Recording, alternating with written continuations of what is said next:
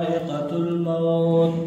وإنما توفون أجوركم يوم القيامة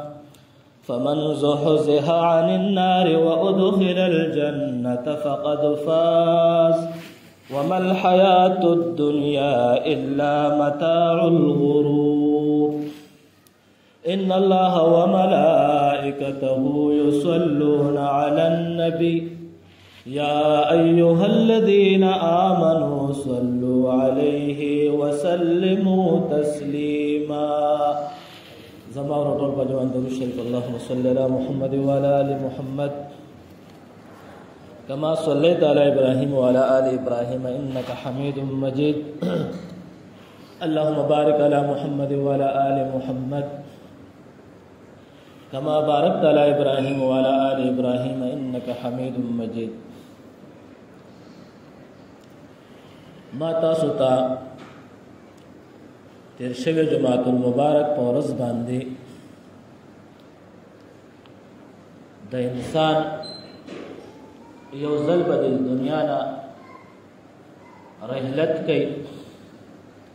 د دې دنیا نه د انسان یو ځل فانی دی څومره مخلوقات چې د الله رب العزت ته دا ټول به د دنیا نه فانی کیږي بلکې دا دنیا به فانی کیږي صرف د الله رب العزت په ذات او په دنیا کې بقای د الله رب العزت ذات په بقای او هر سبب فانی کیږي نو تیر شوی جماعت المبارک په ورځ باندې می تاسو ته د انسان د مرګ خبر وکړه چې موږ او تاسو به یو ځل مرو نو د هغې دپاره د تیاری ضرورت دی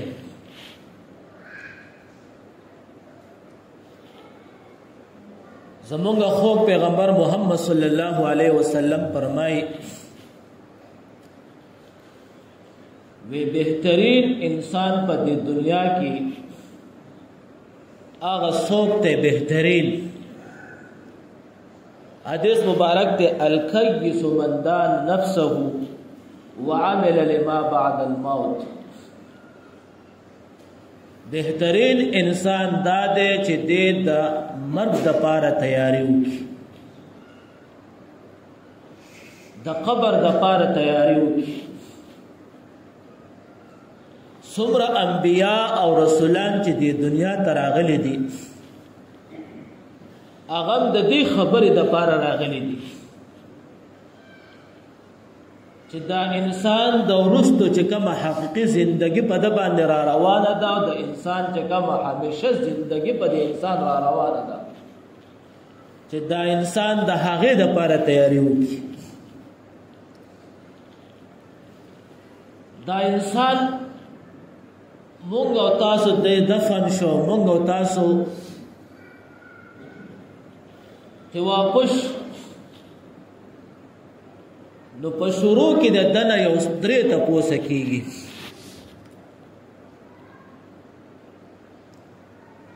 قبر ته لاړو د دنه په شروع کې درې تپوسه کېږي چې د دې درې تپوسو جواب د صحیح ورکړه نو دې کامیاب دی او چې د دې درې تپوسونو جواب د ور نه کو نو دې ناکامیاب دی اولنی تپوس من ربک فرشتې راشي د امتحاني فرشتې راشي د دنا تپوسونه کوي من ربک دویم نمبر من نبیک وما دینک علماء به په دې باندې تفسیر وضاحتونه او تشریحګانې کوي چې د اولنې تپوس د دې بدل کېږي من ربک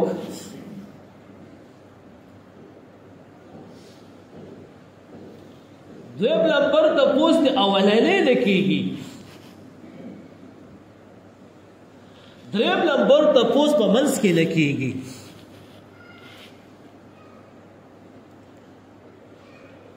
کله چې دا انسان د دې تپوس پرشتي وکړي چې مر ربک، رب دې څوک دی،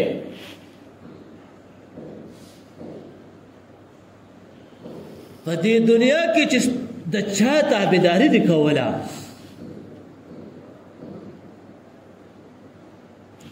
د غیر الله تابعداري دې کوله او که د الله تابعداري دې کوله،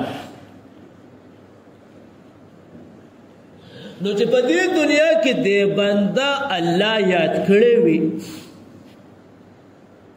او د الله تابعداري کړې وي، د الله ذکر او اذکار یې کړی وي او الله رب العزت ته زپ ذهن کې موجود وي، نو دې جواب ورکړي ربي الله.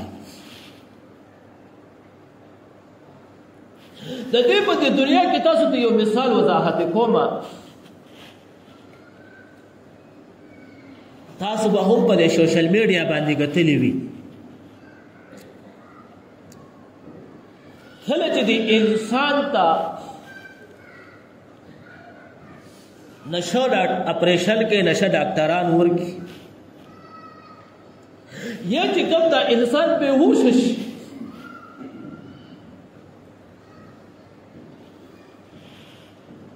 نو چې دې څومره څوک یاد کړي وي او په زه حالت کې څوک سوي،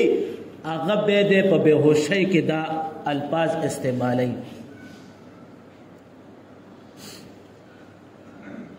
نو چې چا د خپل الله سره تعلق وي، ډېر قاریان هزارات مونږ دتلی دي چې د هغې تعلق د قرآن سره وي، نو اکثر مونږ وینو چې هغه په داسې حالات کې تلاوت د قرآن کریم مبارکه کوي، په ځان نه پوهېږي، بېهوشه دی.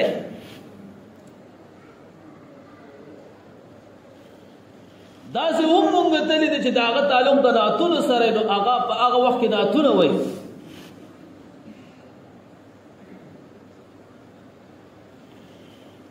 خو دغه وخت کې د انسان په ځان نه پوهېږي، بېهوشه دی. خو ده چې په دنیا کې څه کړي، نو هغه معاملات دی کوي. داسې مو کتلي دي چې کنځل هم پکې ډېر کوي، داسې هم مونږ کتلي دي چې ګانې او بجانې پکې ډېرې وایي، په ځان نه پوهېږي. نو چې کله مونږ او تاسو د الله سره تعلق په دې دنیا کې برقرار وساتو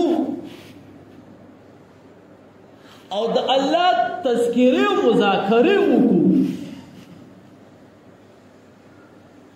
نو ورځ په قیامت په زمونږ په خوله باندې اټومیټک دا الفاظ جاری کیږي چې ربي الله. نو اولنې تپوس چې د بنده نه کېږي د رب متعلق، نو موږ او تاسو چې دنیا ته راشو بیا غټ شو، نو موږ او تاسو خپل بچو له په ذهن کې دا تذکره ورکو چې اولنې تعلق موږ د بچي د الله سره جوړو.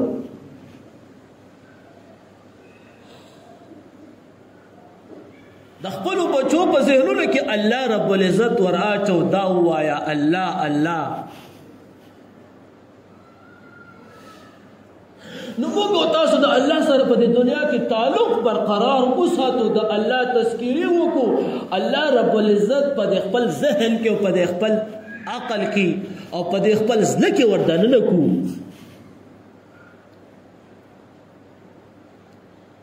چې زمونږ او تاسو تذکرې په دې زړونو په دې عقل باندې جاری وي. نو موږ او تاسو بیا د الله نوم صحیح اخلو، ربي الله. دویم نمبر من نبیک، د دنیا ته ډېر نبیان راغلي دي، ډېر رسولان راغلي دي، د هر امتی نه به د خپل نبی او رسول معلومات کیږي نبی دي څوک او رسول دي څوک. نو موږ تاسو چې په دې دنیا کې د رسول الله صلی الله علیه وسلم د سنت او اعمال زندگی تیر کو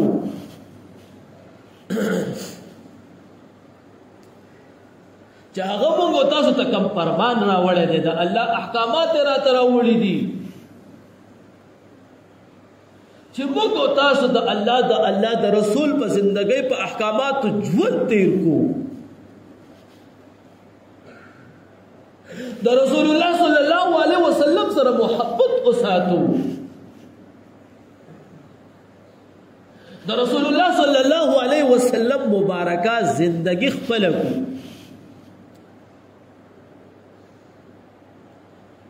د رسول الله صلی الله علیه وسلم چې کوم سنت ته چې هغه خپل موږ به جواب ورکړو. نبی متعلق موږ جواب ورکړو چې زموږ نه دا تپوس وکړی شي چې من نبیک یا علما ذکر کوي تفاسیر ذکر کوي چې رسول الله صلی الله علیه وسلم تصویر مخې ته تیر شي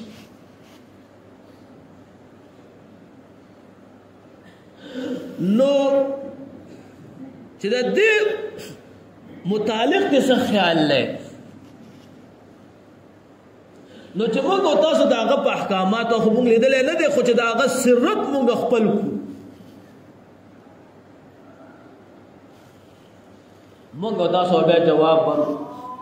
چې محمد صلی الله علیه وسلم کچره موږ تاسو د هغه سنت او د هغه تابعداري نه کړی نو موږ تاسو د خپل سوچو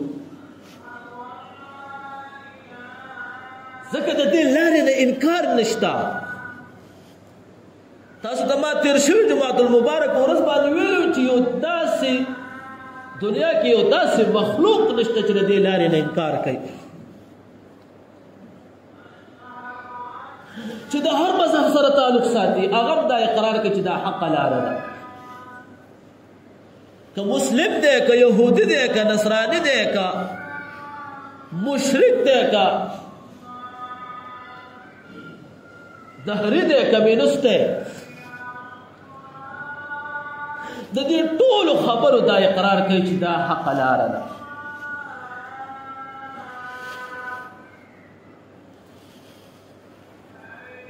دریم نمبر تپوس پکېږي وما دینک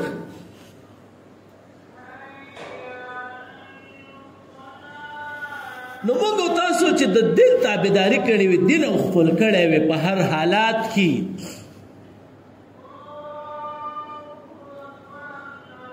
چې دا دل موږ په خم کې مخبل کو چې په موږ باندې حالات مشکل لاشي چې د دې دل تابعداري وکړو دل واضح ده الله رب العزت په محمد صلی الله علیه وسلم په امت لوی احسان کړي اليوم اکملت لكم دینکم واتممت علیکم نعمتی ورضیت لكم الاسلام دینا. د محمد صلی الله علیه وسلم امت باندې الله رب العزت هر نعمت او د دل په احکاماتو کې چې صدی هغه ټول مکمل دي. نو موږ تاسو چې د دې دین تابعداري وکړو په غم کې دا دین خپل کو او په خوشحالۍ کې خپل کو چې په موږ باندې خوشحالۍ نه راشي د دین څخه احکامات چې په موږ تاسو غم راشي چې د دین څخه احکامات زما دین دلته سوی چې موږ په هر مقام کې د دې تابعداري وکړو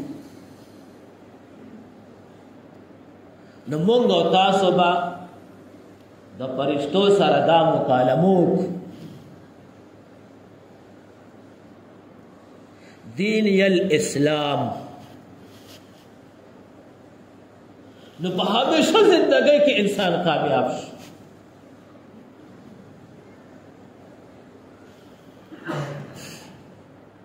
زه ګورې په مقبرو کې چې بیان کوم، په هر ځای کې دا خبره بار بار کوم چې ګورې د ټماټر ورنټي شته او د دې انسان ورنټي نشته.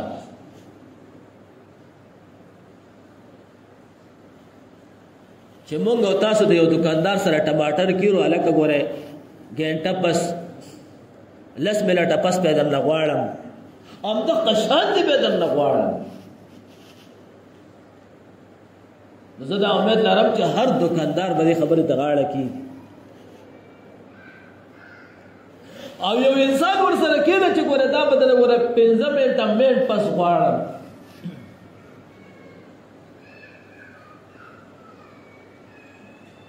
نو یو دکاندار وغیره یو انسان به دې خبرې ته غاړه کېنه دي. تا ته به سوچ نه دې څه پته لګي.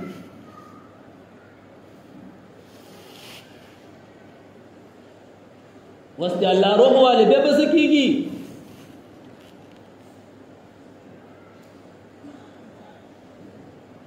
نو ګوره د هر شي ورنټي کارت په دنیا کې شته،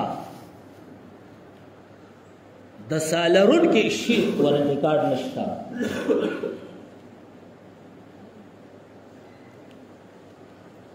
د هر چا دپاره الله نیټه مقرر کړې ده چې په دې دنیا کې مې نیک اعمال وکړم. په دې خبره باندې الله رب العزت موږ ته رسولان انبیا رالیږلي دي. 1,24,000 کم زیات.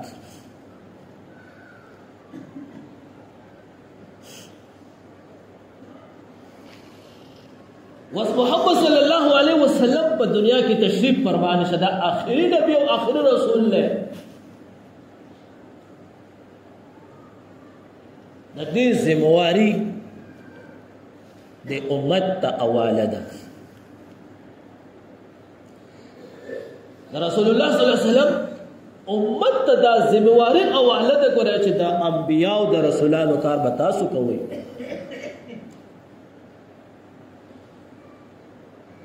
رسول الله صلی الله علیه وسلم په دنیا کې نشته، آخري رسول دی او آخري نبی دی.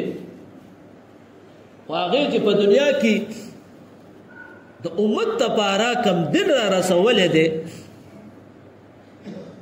چې دنیا ته نور مخلوقات راځي، نو دا دین به تاسو هغې ته رسوئ. په دې دین به خپل ځان باندې احکامات جاری کوئ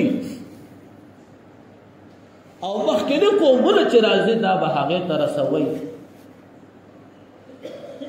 نو قرآن کریم کې الله رب العزت ځکه رسول الله صلی الله علیه وسلم امت ته بهترین امت ویلې، کنتم خیر امت اخرجت للناس تأمرون بالمعروف وتنهون عن المنکر. نو عزتمندو دا دنیا پانی ده، دا ټیم په موږ او تاسو باندې ختمېدو والی دی. نو ګورئ چې موږ او تاسو د هغه آخرت دپاره تابعداري وکړو، د هغه قبر دپاره تابعداري وکړو. دا آخرنۍ خبره کوم. رسول الله صلی الله علیه وسلم نه یو صحابي راغی و یا رسول الله صلی الله علیه وسلم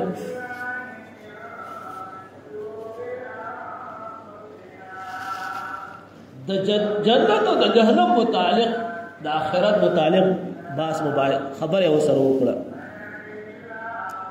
رسول الله صلی الله علیه وسلم ته فرمایي څه اعمال دی ولا کړي دي.